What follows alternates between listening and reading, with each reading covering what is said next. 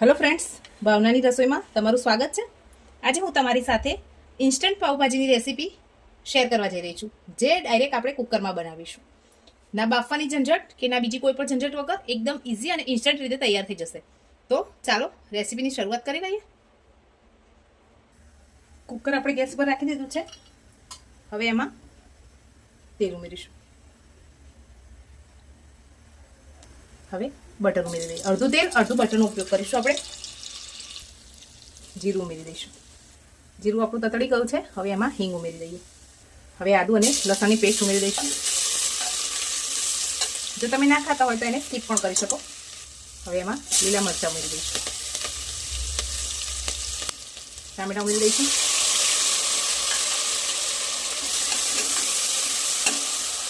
ટામેટા થોડા સોફ્ટ થાય એટલે આપણા જે બેઝિક મસાલા છે એ ઉમેરી દઈએ।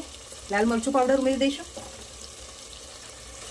ધાણા જીરું પાવડર, સ્વાદ પ્રમાણે મીઠું ઉમેરીશું। હળદર પાવડર ઉમેરીશું। ગરમ મસાલો ઉમેરીશું। હવે બધું સરસ મિક્સ કરી લઈએ।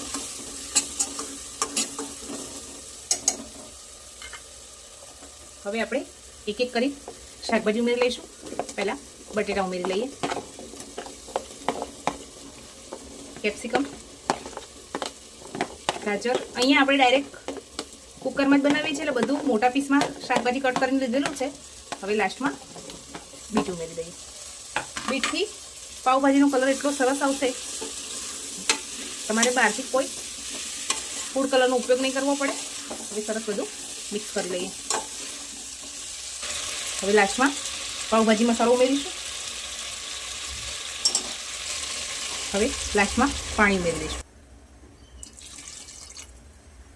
હવે કુકરનું ઢાંકણ બંધ કરી હાઈ ગેસની ફ્લેમ ઉપર 5 થી 6 વિસલ આવે ત્યાર સુધી આપણે પાવભાજીને બફાઈ જવા દઈએ। આપણે વટાણા ઉમેરી દઈએ।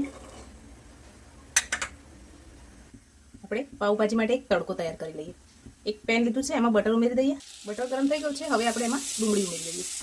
ડુંગળી આપણી સોફ્ટ થઈ ગઈ છે। હવે જે ભાજી છે એ ઉમેરી દઈશું। હવે મેશરની મદદથી મેશ કરી દઈશું।